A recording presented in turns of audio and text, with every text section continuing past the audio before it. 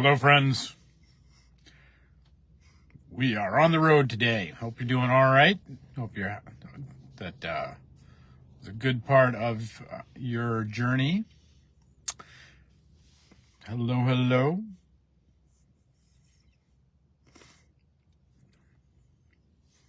Hey, Fannie Faye Davis. How are you? Hope you're doing great. On this rainy day. It is. We're on. I don't know how many days here with some gray, and it's more gray ahead. So as we gather to make a little sunshine here among ourselves. Hey, Kristen. Good morning to you. Hope you're doing great. Yeah. Vicky. Good morning to you. Hope you're well and good and whole. So good. Great to see everybody today. I am out here down on Bay Street. Had the opportunity to come down to Spindle City Church, where these guys have been hosting. They have an incredible ministry to the homeless down here, where they take care of the overflow shelter in our city. They do the hospitality for folks when it gets cold. For the homeless community, so they really do an incredible job. Tom has been a part of that ministry for a long time here in the city, so it's really an incredible spot. So, hey, Donna, good morning to you. Jane, hello. John, hope you're great. So, Sharon, good morning. Glad you're here. That everybody is grand and well. So, good morning. All right, let's get going this morning. It is the 7th day. It's a full week into March on this Thursday at 11:11, and I'm glad you're here. Glad you're a part of this journey. It warms my heart to see your little digital faces pop up and to say hello to each one of you and to be on this journey, that if it is snowy or gray or rainy wherever you are, that you may know there is joy and warmth and goodness in this world by our little connection here. So I hope that this finds you well.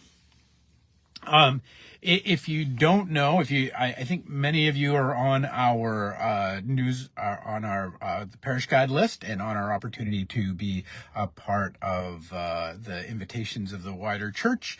But we will be on retreat next week from the 12th to the 14th. And so I want to talk a little bit about retreats and a little bit about this notion of retreats and what it and why we are to do it and what the call is. Maybe for some of you, the idea of actually taking a retreat, actually taking time out of your life to be a part of with an intentional group of people for 48 hours seems crazy, or seems like a lot. Like, boy, I got a lot going on. I don't know if I can make that. And all of that is true. And all of that is this idea of fullness. So, and by the way, I'll give you the spoiler up front. I'm going to invite you all to a retreat. There is still space in our retreat next week, to show up in the afternoon on Tuesday and spend it until midday on Thursday in a beautiful space for a small amount of money. So I'll start with my bottom line up front this morning. But I think one of the things that when we look at the life of Christ that we have to continually remember is that Jesus goes on retreats all the time. That it says it in all the Gospels in some place, in one place or another. It says this is from Luke, but you find it in all the Gospels, and you find it more than once. So in Luke 5:16, it says, "But Jesus often withdrew to lonely places and prayed." this idea that we should withdraw to a lonely place and pray, that we should withdraw and spend a little time with God, we should withdraw into intentional community and spend a little time, is I believe one of the great tonics, one of the great soothing balms for what we are contending with in this world today. If you listen to the Orthodox, who I think actually have a good sense of what's going wrong in the world when they speak of things, I think they have this deep, long tradition of literally 2,000 years of kind of doing things in a similar way, and their contention is that the challenge of this age, the challenge of today, is a demon or a sin, or however you want to kind of frame it. The problem of our world that we experience it is what's called akadia, which is it's a word called spiritual, which it means spiritual sloth. So before you get all Yankee on me and you get all cranked up about like, I'm not lazy, it's not about being lazy. It's not about laziness. It's about inattentiveness. So it's about spiritual inattentiveness, meaning that and one of the reasons they say this is that we are a people who have more options about where we can put our attention on any given day than any other people in the world, than any other people who've ever lived, any other generation that ever lived. I mean, I don't know how many videos on YouTube you can watch, how many TikTok videos you can watch, how many channels there are on cable, how many options you have in terms of the food you could go eat, how many churches you could go worship at, how many different ways in which you could spend your time, how many different hobbies you could take up, how many different ways you could distract yourselves. And that's not even, and those are all fairly healthy things. That's not even getting into the passions. How many different lusts you could fill yourself with, how many different ways of movements into gluttony you could satiate your appetites with. That's not even getting into the bad stuff. And we are the most distracted of people we've ever been. And that doesn't make us bad people. That just makes us in the condition in which we find ourselves. And what the Orthodox say, what the early church fathers suggest, is that the tonic for that, the cure for that, and think about it. Just think about contending with your phone and how often it pings at you, how often it's distracting you from whatever you're doing in a day, how often it's taking you away. And even if you're super disciplined with it, it is still a thing that you have to contend with. How often maybe you have to deal with email. How often you deal with all these different ways, messenger, all these different ways that the world can connect to you. And maybe your life is very simple and you don't kind of have to wrestle with these things, and God love you if that's true, but that's not most of the people that in our lives these days. And in this condition that we find ourselves, this little devil of the age that seems to be running around, just keeping us into this constant state of anxiety and distraction, the cure for it, you would think, it being spiritual sloth, if the problem that they identify, you would think it is to go do more things, right? Let's buckle down. Let's get good at our disciplines. Let's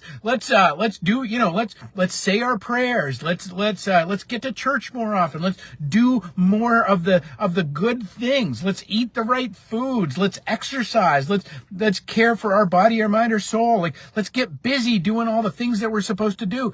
That's what we are told. That's what we're thought. That's what we that's what we're conditioned to do culturally. Particularly here, we're, as a bunch of good Yankees in the Northeast, we can be really cranked up about making sure we do more work. That's great. We can do more work. But what the Orthodox suggest, and I think they're right on this, is that that's not actually how you fight spiritual sloth at all. That's actually not how you fight akadia at all. That how you fight akadia is stopping and attending to what God is calling you to do right now. It's actually the opposite of spiritual sloth if we look at the sins have the opposites of the virtue. The opposite virtue of the sins is right action. And how do we know right action? Well, we have to stop. And we have to let all the shiny kind of dissipate. We have to let all the confetti and the glitter kind of fall to the ground. We have to let all the channel surfing just stop for a moment. We have to actually wait until the thing that God presents us to do is presented to us. And that is the function of retreat. That is the function of taking intentional time to step outside of your daily life, and to do this with a couple sleeps in there. This is why we will show up on Tuesday afternoon and we'll leave on Thursday morning or Thursday afternoon, is because there's this way in which, we could do a day-long retreat. It's not a problem. We could even do it hosted at the church, but rather than go 45 minutes up the road to Hingham, that we could do it. But it is to remove ourselves from our place and condition and to get a couple of sleeps in there so that we actually have this experience that Jesus had of often withdrawing to lonely places to pray, so that we can listen, so we can stop the things that we're doing, we can stop the things that we're a part of, we can stop all the actions so that God can speak to us of the right action. That there's plenty of things that we can do. There's plenty of really, really good things we can do. We could fill our days right now with with wonderful and beautiful actions, and we could still miss the most beautiful thing that God has for us to do in this age. We could still miss the presence of Christ in our midst. We could still fill ourselves up with all kinds of things, none of them being the pearl of great price, none of them being the most beautiful and the most true and the most wonderful thing for us.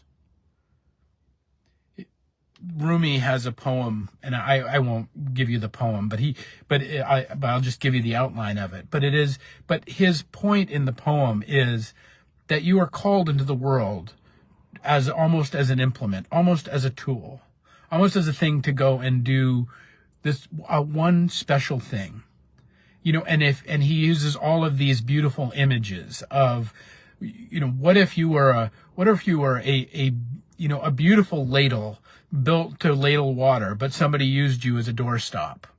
Now you can certainly stop the door, but that's not what you were built for. You were built to ladle water.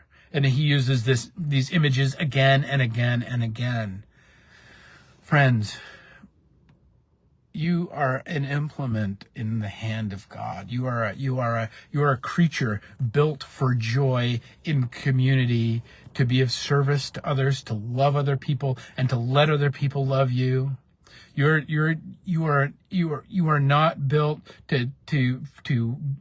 to simply consume another series of videos. You're not simply set to consume another book. You're not simply set to consume another great meal. You're not simply set to consume the more bread and circus that's out there in our world. We are built for deep connection. We are built for deep meaning. We are built for deep beauty. All of those things have to let the dust settle. To find all of those things, we have to let the water run clear for a moment, to get at the impurities out of it. For all of it, what Jesus shows us again and again and again in his ministry, that we have to withdraw every once in a while to contend with the devil of our day, is not the I don't think the great passions that we're going to fill ourselves up with, but rather the great distractions which would keep us from the true and the good and the beautiful. if you look at the great commentaries of our day, if you, for instance, take Brave New World, you take that, that was a commentary written nearly 100 years ago now. But in Brave New World, the truth is never hidden. The most important things are never hidden. They're right there in front of God and everybody. But they are simply either anesthetized because you take your little soma and you don't have to do it, you don't have to contend anymore, or they're simply distracted. They're distracted by something sexy. You're distracted by something delicious. You're distracted by something even interesting. That this critique of modernity has long existed, and it's not simply mine. This isn't Andy Stinson just making this up. This, I think, is at the heart of what it means to be a soulful person in this age, and what it means to actually connect with the soul in this age. And that, in truth, it is that on occasion we need to, withdraw to lonely places and pray. So this is my invitation to you. We have a few more spaces for anybody that would like to go on retreat. We would love to have you. Simply call the church office or shoot us a message on Messenger, and we'll get you linked up. But we would love the opportunity. And even if you can't make this, which I understand is if you haven't been tracking it, it's last minute. I understand that. If you haven't been tracking our usual stuff, but that you make space for this, and you make space for it intentionally, not to go get more holy, not to go try and earn some spiritual nuggets, not to look, good with the people around you, but to unplug from this world of glitter and confetti and passions and Netflix shows and all of the things that are out there, so that we can consume ourselves not with the business of consumption, but we can place before us the truest and the best and the most beautiful action that we can take coming out of that. Every time Jesus' ministry, there's a pattern, by the way, and we'll close it out with this. In these ways that Jesus talks about, or Jesus has talked about withdrawing. When he says for instance, the pattern's in Luke, but it's in the other Gospels too. This is in Luke, where he says in Luke 5, but Jesus often withdrew to the lonely places and prayed. Just before that, he had cured the person of leprosy, and so word got out, and so he withdrew and tended, and next he goes into another big healing ministry. So there's a small healing, and then there's a bigger healing that happens afterwards. That what you get is Jesus takes right action, and then he stops, and he listens to the Father. He withdraws and prays, and then he goes on to do even greater right action. He heals more people. He declares more rightness and goodness that comes out. So there, and you see this pattern in all the Gospels. You go check it out if you want to do a little study on it. It's kind of interesting. Every time it mentions Jesus withdrawing and praying, the next thing he's going to do is greater than the thing he did before. Friends, if you want deeper and more real and more beautiful connection in your life, the best thing we can do is not just try to stuff more actions in our days, but it is to stuff more right actions in our days. More of the true and the good and the beautiful that God calls us to do.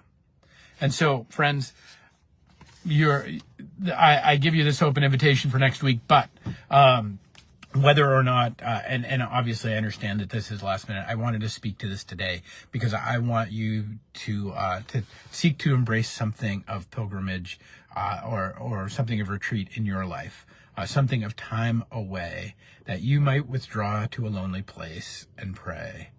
And just as it was for Jesus, come out of that place with more right action, with more true connection to the one who made you, with more ability to bring the love of the Father to a world that most desperately needs it.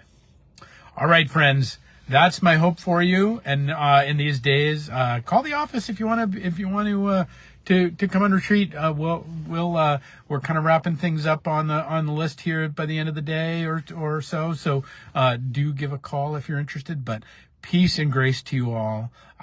We are actually this Sunday, we are hosting the Reverend Dr. Ashley Clear here at First Congregational Church. She is the Executive Director of the National Association of Christian Congregational Churches, our wider fellowship. So she's going to bring greetings, and really so I hope you'll be in church. If you're not able to be in church, I hope you'll come and hear her send greetings and be a part of that digitally. Either way, that you may know blessing in your days, and that you may know more of the true and the good and the beautiful that is Christ Jesus in our life. Peace and grace to you, my friends, and we'll pick it up next week with another 11:11.